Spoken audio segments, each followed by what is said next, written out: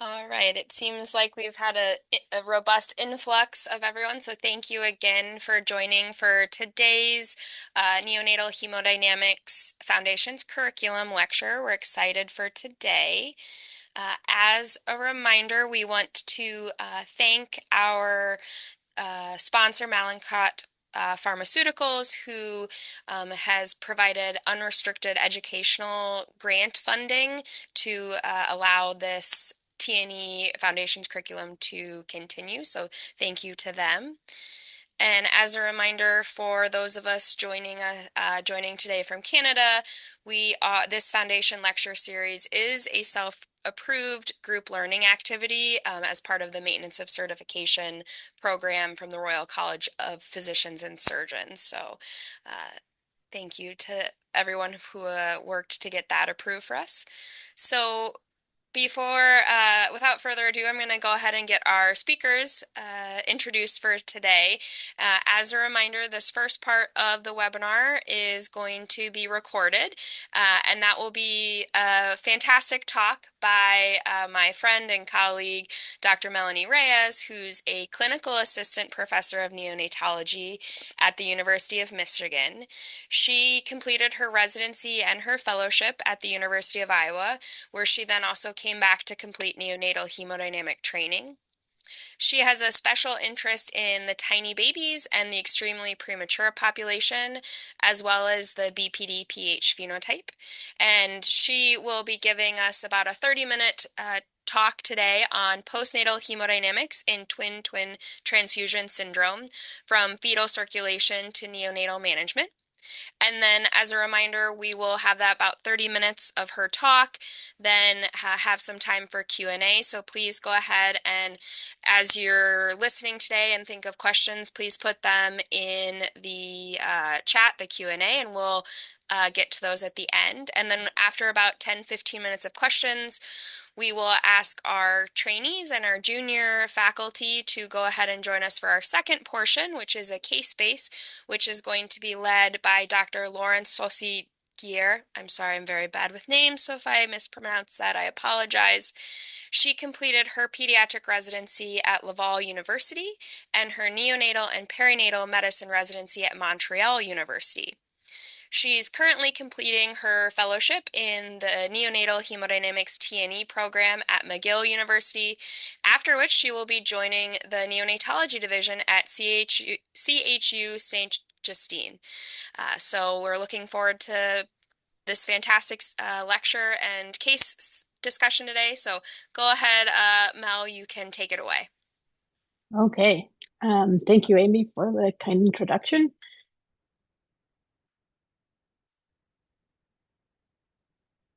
I have no conflicts to disclose. Our objectives today are to describe the hemodynamic profiles of both the donor and the recipient twins in twin-to-twin transfusion and understand the role of the fetal interventions on the postnatal physiology. We're going to work on recognizing the common postnatal hemodynamic derangements in the survivors of TTTS and integrate those principles in the targeted neonatal echocardiography for the clinical management of these babies. We also want to discuss the most common congenital heart defects that are associated with this syndrome and evaluate the role of the renin-angiotensin and aldosterone system in the recipient twin. So who and why is involved in this very distinct phenomenon? We're talking about monochorionic diamniotic twins, or MODI twins, as they are known. So about 10 to 15% of the MODI twin pregnancies are at risk of developing TTTS. This is due to unbalanced placental vascular anastomosis. There is usually these anastomoses are formed, and you're going to find arterial anastomosis, veno-venous anastomosis, and arteriovenous anastomosis. And the mechanism, just to put it simply, is when you have a net flow that exceeds going from the donor to the recipient. The incidence is about 1 per 10,000 births. And these shared anastomoses, like I mentioned, are always present. And only some cases will develop this unbalanced flow And interestingly enough, this can happen at any time during pregnancy. So the Society for Maternal Fetal Medicine recommends close surveillance with ultrasounds for MODY twins beginning at 16 weeks of gestation and to continue every 2 weeks until delivery. If any concerns develop during this monitoring, then the surveillance ultrasounds can be done even more frequent. These anastomoses are of three kinds. So arteriovenous anastomosis, veno-venous anastomosis, and arterio-arterial anastomosis. And ultimately, it's going to be the sum of the net blood flow across these anastomosis that is going to determine the pathologic twin-to-twin transfusion syndrome, where the donor is giving more than what it receives back, and the recipient takes more than what it gives. Twins that are affected by this twin-to-twin transfusion syndrome have an increased incidence of congenital heart disease. It has been recorded up to 12 times higher than the general population. And this is due to a complex interaction.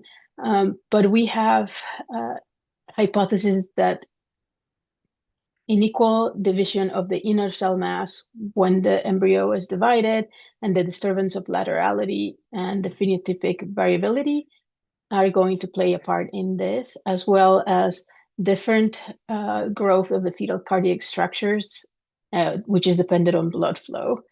And of course, vascular mediators that are going to be altered in the twin-to-twin transfusion syndrome. The most common congenital heart disease in TTTS twins are ASD and VSD. The hypothesis behind it is that there is some increased ischemic necrosis due to excessive natriuretic proteins. In the recipient twin, the most common is RV outflow tract obstruction with pulmonary stenosis or even pulmonary atresia. And in the donor twin, vascular affectation in the left-sided structures. So what is happening to these twins in utero? You're going to have a donor twin that has less preload that is going to result in renal hypoperfusion and oligohydramnios. This is going to activate the renin-angiotensin system, and due to the decreased circulation, this is the baby that is going to be described as the stuck twin, with the oligohydramnios usually just stuck to the placenta, and it is associated with growth restriction. In contrast, you have a recipient twin that's going to have increased preload with the opposite, so increased renal perfusion and polyhydramnia. So in this picture, in this ultrasound up here, you can see you have a stuck twin with very little amniotic fluid around it, and you have the other twin that has a very generous pocket of amniotic fluid. These babies tend to have hypertension, cardiomegaly, and could develop heart failure and high drops. The recipient twin is going to see all these increased preload with an absolute increase in circulating volume compared to the donor. And this is going to result in significant higher cardiac output. The recipient is also subjected to increased afterload in the form of increased resistance. And in the recipient twin, the renin system is going to be down-regulated. But the levels are as high as the donor because there is shunting of all these signals through the placenta. This explains the significant myocardial ventricular hypertrophy in the recipient that is out of proportion to just simple fluid overload. This consequence is this progressive cardiomyopathy is going to result in an increase in cardiac size and a reduction in myocardial compliance. The most used staging method for the OB/GYN providers to communicate the severity of the twin-to-twin transfusion findings is the Quintero stages. This was developed in the 1990s, and it is a sonographic assessment tool for the severity of the syndrome. So in stage 1, you're going to have mostly oligohydramnios and polyhydramnios sequence. In stage 2, you have non-visualization of the fetal bladder in the donor for over an hour. That shows the worsening hypovolemia in the donor, resulting in reduced renal perfusion and no urine output or very reduced urine output. And this shows that there's now failure of compensatory mechanisms. Stage 3 is going to show abnormal Doppler indices in the recipient or donor, with at least absent of reverse and diastolic flow in the umbilical artery, reverse flow in the ductus venosus during atrial contraction, what is known as the negative A wave, and a pulsatile flow in the umbilical vein. This advanced hemodynamic decompensation reflects that now there is cardiac dysfunction, and the elevated central venous pressure can impair placental and systemic circulation. And this is a strong predictor of adverse outcomes if there's no intervention.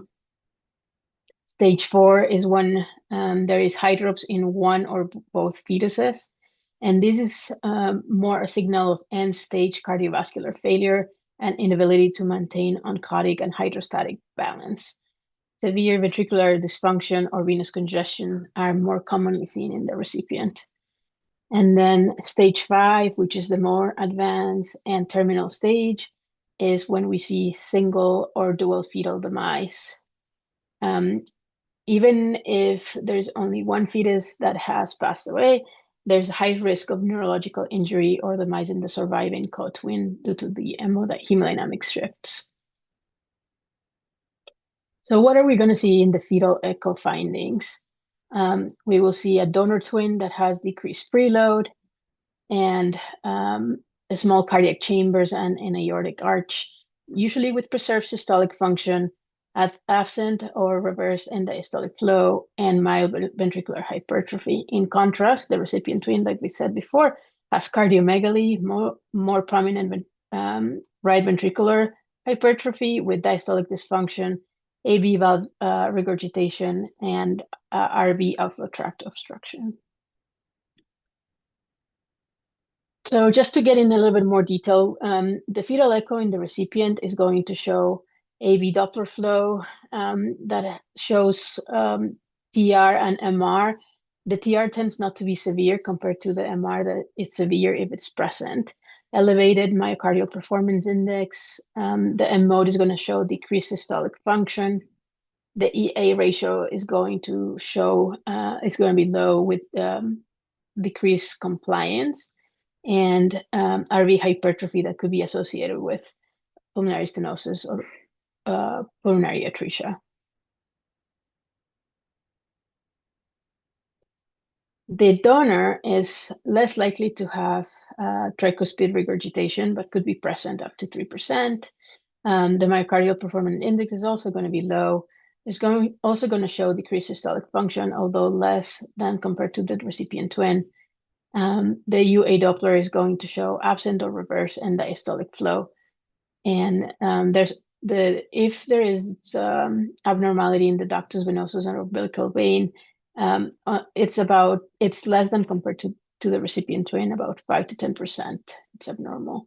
And the associated congenital heart disease tends to be a hypoplastic arch. The prenatal intervention and the gold standard now is fetoscopic laser photocoagulation. And this is a selective ablation of the placental AV anastomosis, and it can happen between 16 and 26 weeks. Amnioreduction is just a temporizing measure. It just reduces the polyhydramnios in the recipient twins. The complication of these interventions is increased PPROM, preterm delivery, amniotic leakage, vaginal bleeding, abruption of the placenta, and any intervention infections, so chorioamnionitis. What it's really important for us to know is that there is a hormonal lag. So despite you sapping all those AV communications, there's going to be a continued elevated level of renin, angiotensin, and aldosterone system and the mediators, and this is going to continue for 6 to 8 weeks. So it's going to take a little bit to normalize, and you can see this effect in this sequence of the twins where they have anemia polycythemia sequence, and after they got laser, the flow in the medial cerebral artery takes several weeks to normalize.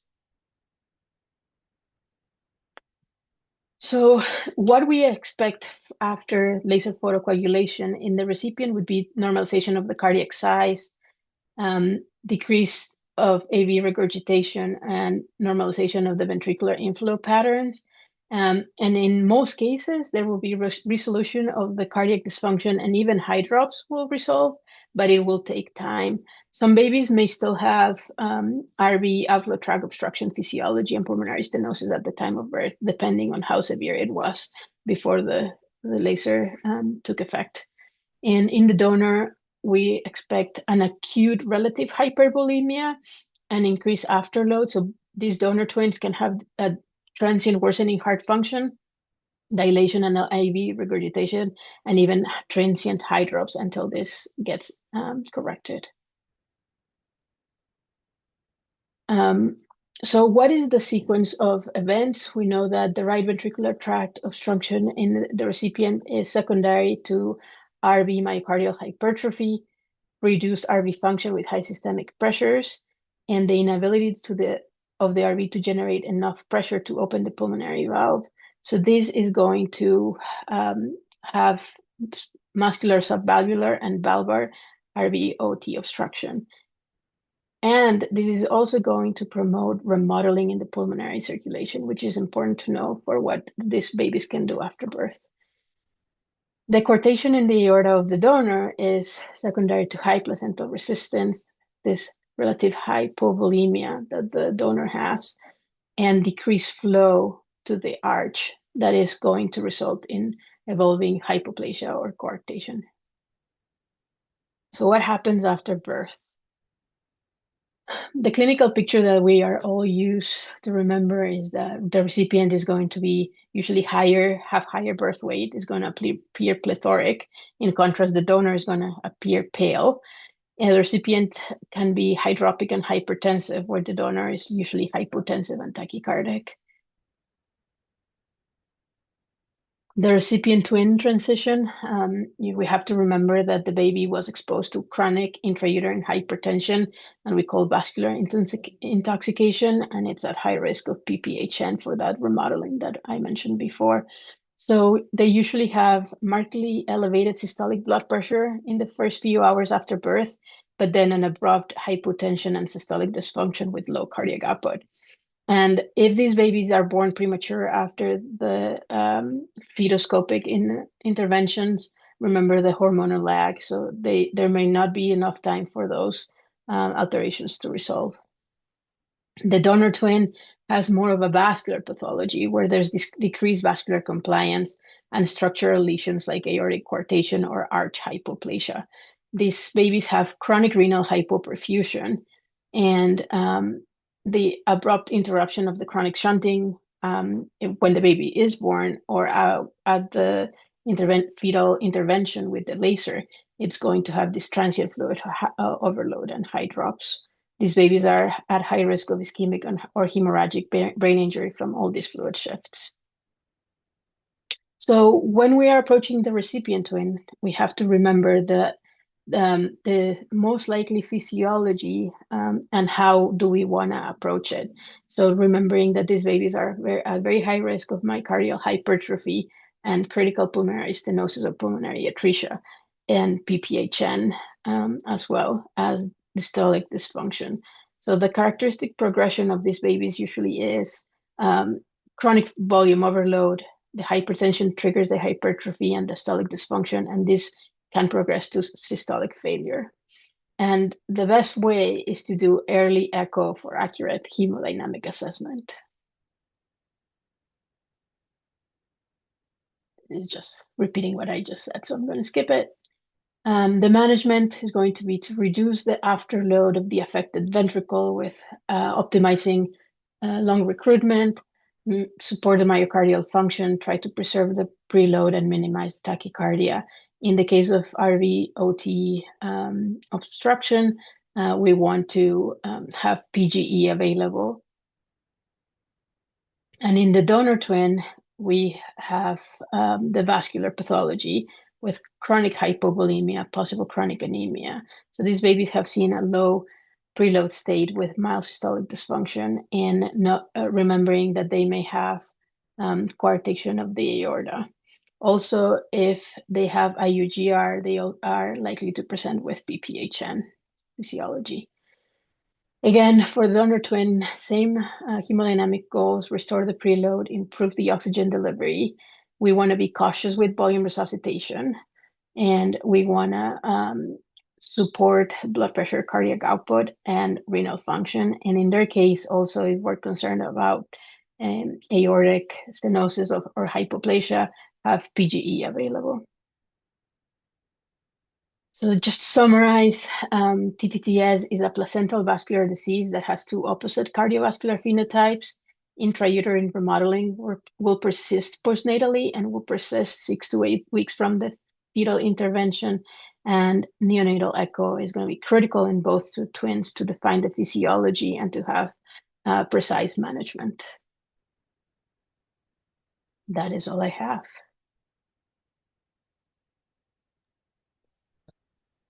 Thank you, Mel.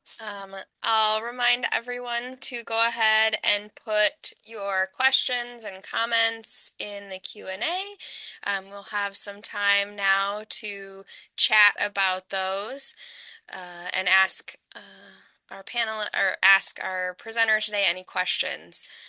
Mel, my first question while we kind of get things going is, when we're taking care of these patients after they're born, it always seems like people are worried about that donor twin because they're the smallest, they're tiny, and so inevitably we feel like they're the sicker baby. But it feels like a lot of times then that recipient twin sometimes gets ignored.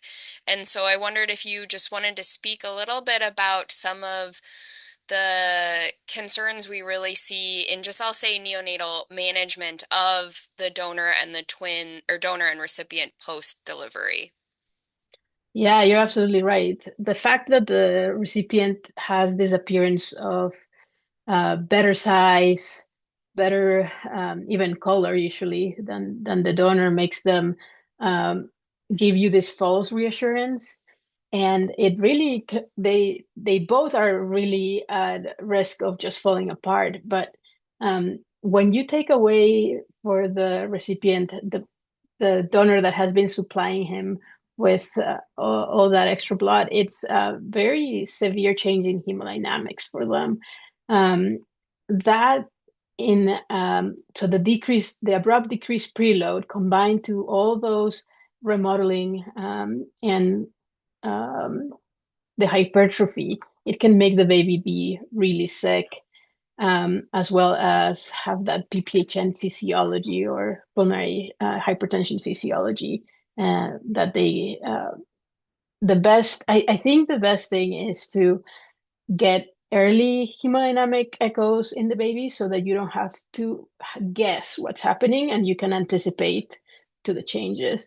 Um, we definitely have seen babies, especially the recipient baby, being given the thumbs up initially because they tend to have good blood pressures for a few hours before they become significantly hypotensive, and then you have to rush to tend them to them. So I think anticipating to that with good echoes for them is probably the best management.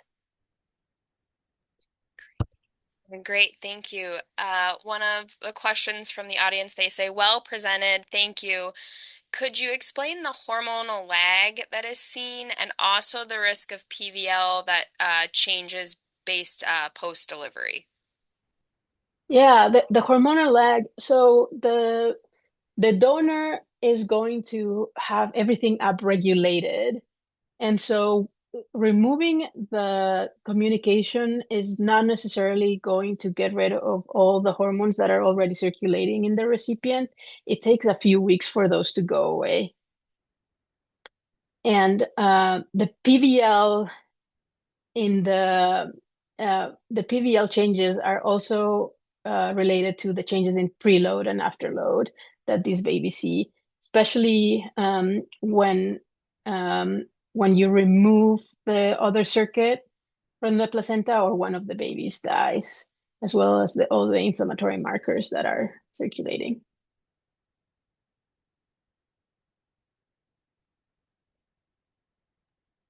Great.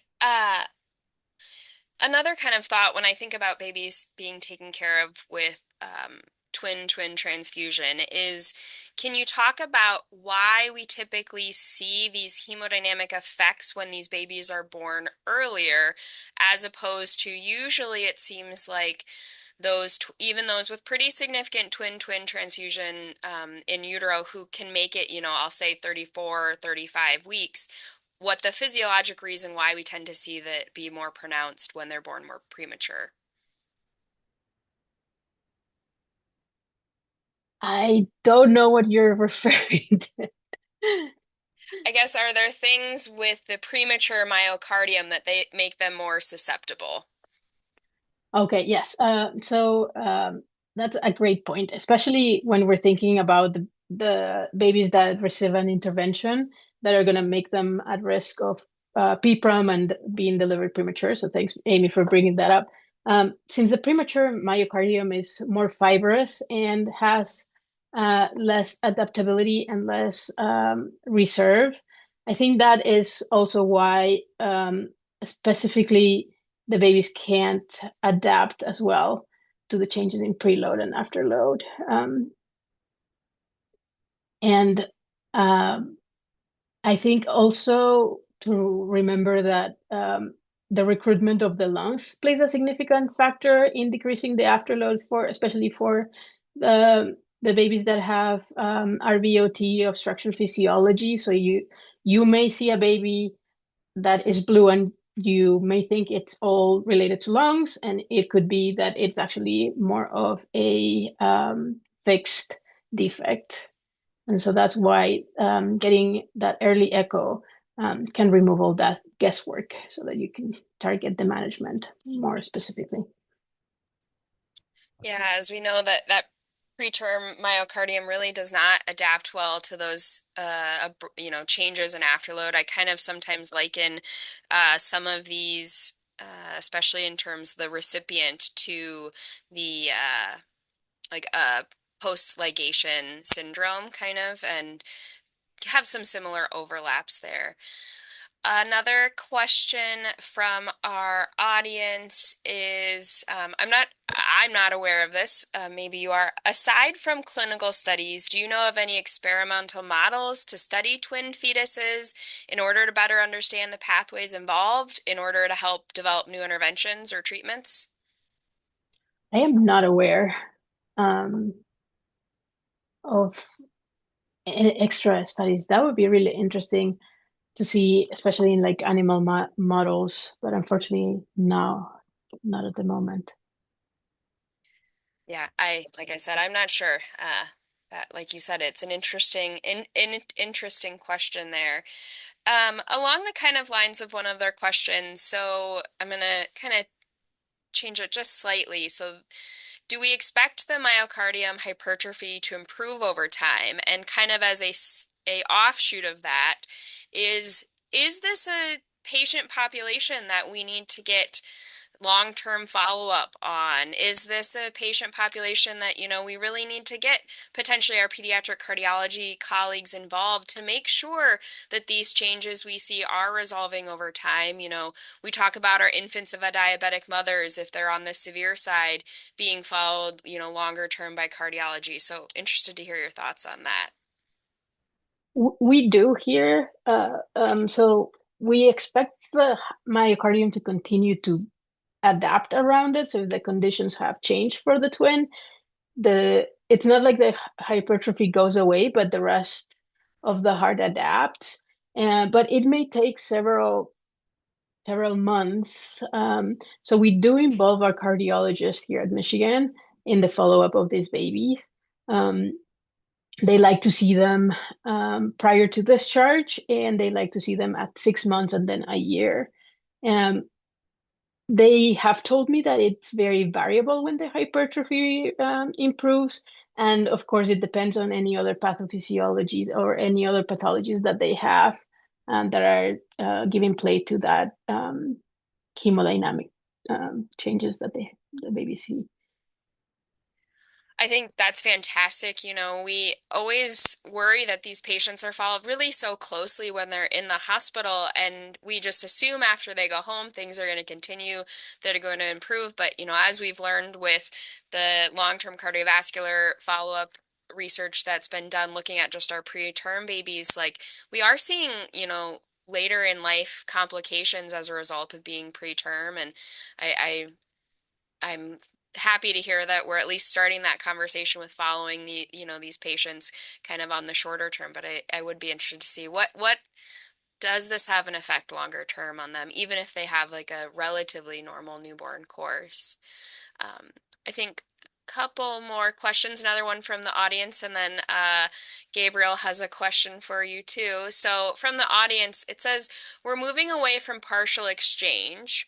Is there any fluid management strategies, and would follow-up on T&E help manage these babies, in particular with the recipient twin?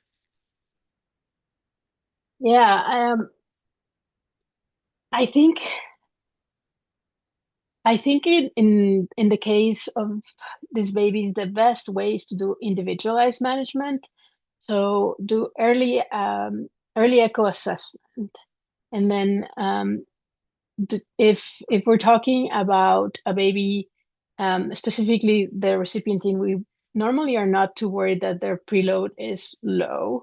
Um, Focus on trying to overcome the RVOT obstruction if there's one, making sure we're not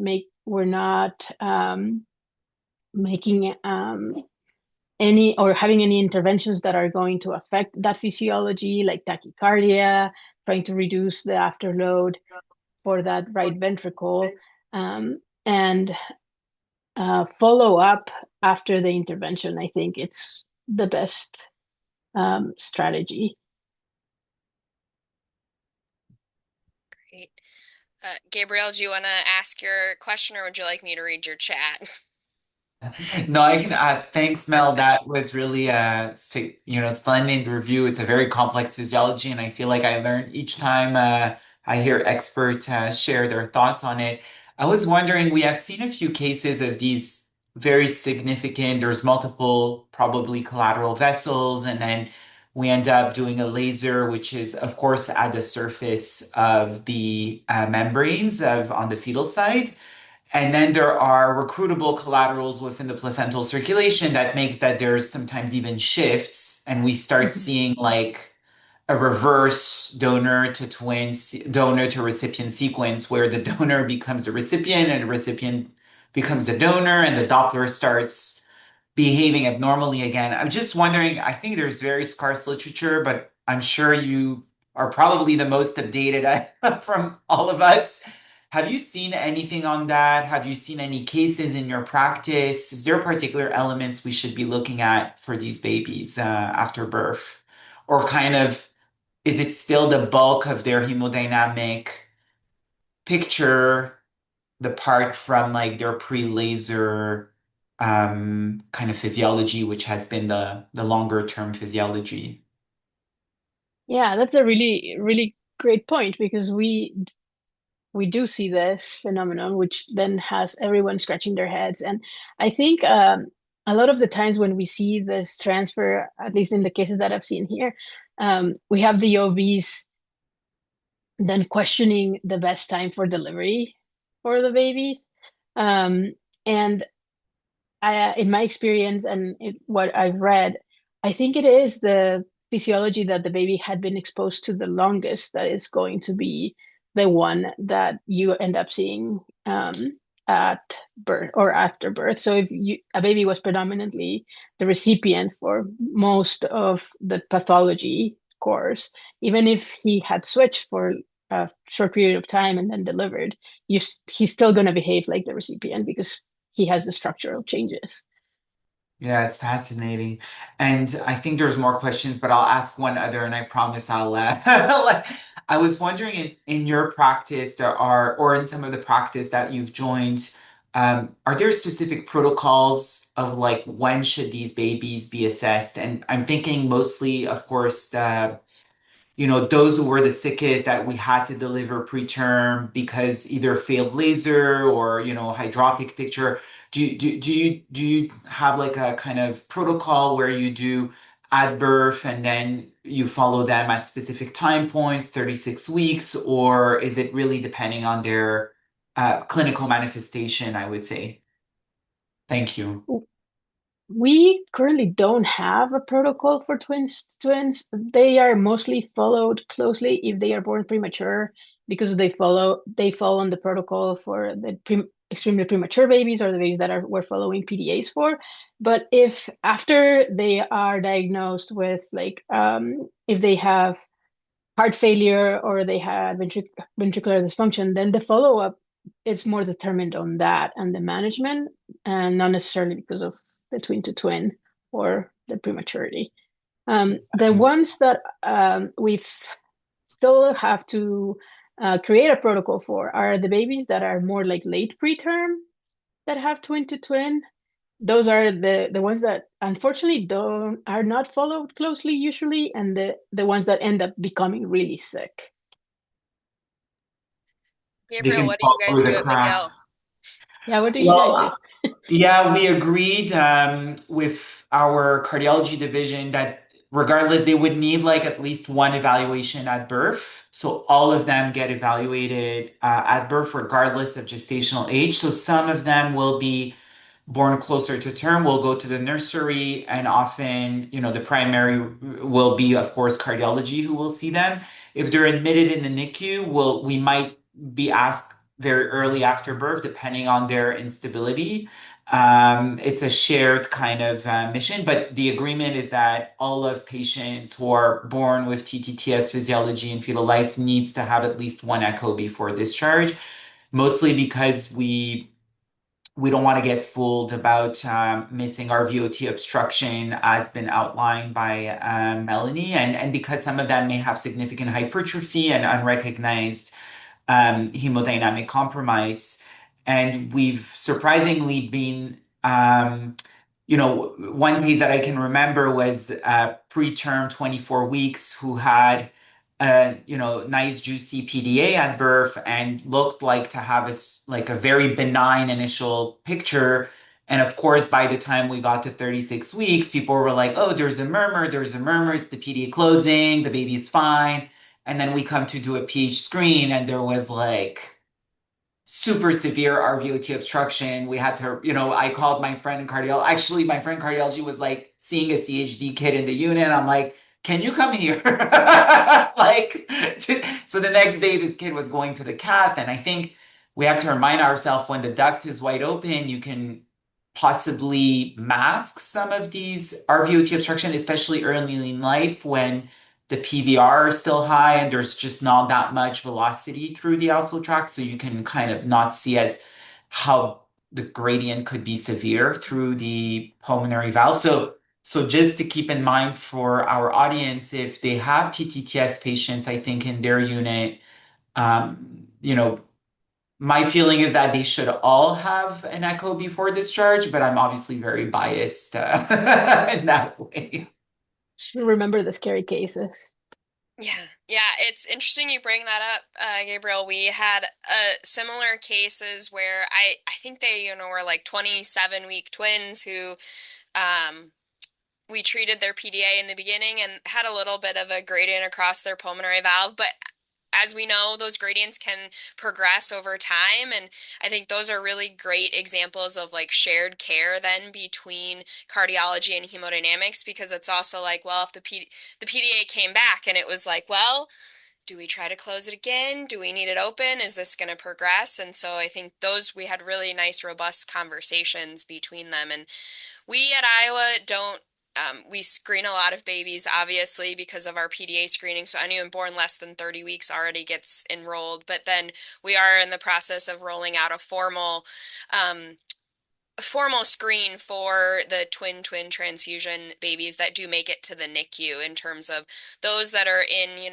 like the step down units and are, those 33 weekers just on a little CPAP. And it's like, do we screen those? What do we do if we find something? Because if they're asymptomatic from it, is this something that they're just going to transition through? Is it going to be a problem? So I think it's really easy to know what to do with easier to know what to do with the extreme preterms. But what do you do with those that are kind Yeah. of subclinical and yeah, so um, we also see a lot of times where they might not get the official diagnosis of twin transfusion from OB, but after they're born, you're very much like, this feels like it, and how they are acting from a hemodynamic standpoint, from a hematologic standpoint. So I think it's another kind of just barrier in this whole topic of, just because they haven't been diagnosed prenatally doesn't mean they don't have it postnatally. So, Right. And it can develop Totally. at any time, like if yes, you weren't looking. yes, yes. Um, I think we'll do one last question before we switch over to the case. And then kind of a question of this does come up sometimes. Melanie, in your research for this talk, do you know of any hemodynamic differences that we see between twin transfusion and TAPS? Yeah. Um, so the twin-to-twin transfusion syndrome, it's more volume that is exchanged ver versus in TAPS, it's not so much volume. So the baby is are going to have a high reticulocyte count in the donor, indicating more of a long chronic process where the hemodynamic changes are not as severe compared to the twin-twin transfusion syndrome. And then we had one last question. I think we kind of touched on this real quick, but the question was, do these babies need to be followed up in cardiology clinic with echo for pulmonary stenosis? And it sounds like we've talked like if there's any prenatal or postnatal concern, it's always better to have cardiology to at least check in and make sure that things are progressing as normally. Would you agree? Yeah, we've decided that any baby that we're concerned gets a prior to going home echo and kind of follow from there. But yeah, we're just talking about this could be missed and if they are otherwise acting okay. Yeah. Perfect. All right. Well, I'd like to take a moment to remind everyone to go ahead and remember, please take a moment to fill out an evaluation for this session. Lots of great conversation that we had, and thank you, Dr. Reyes, for your wonderful talk and your Q&A today. And as a reminder to our trainees and junior faculty, please go ahead and click through to the case review session for another robust discussion. So, and as a reminder, our next session is a little off cycle, but is a really exciting one. In the middle of May, I think May 13th, Dr. McNamara is going to be talking about future directions of hemodynamics. So we'll see you then. And we'll see everyone over in the case review.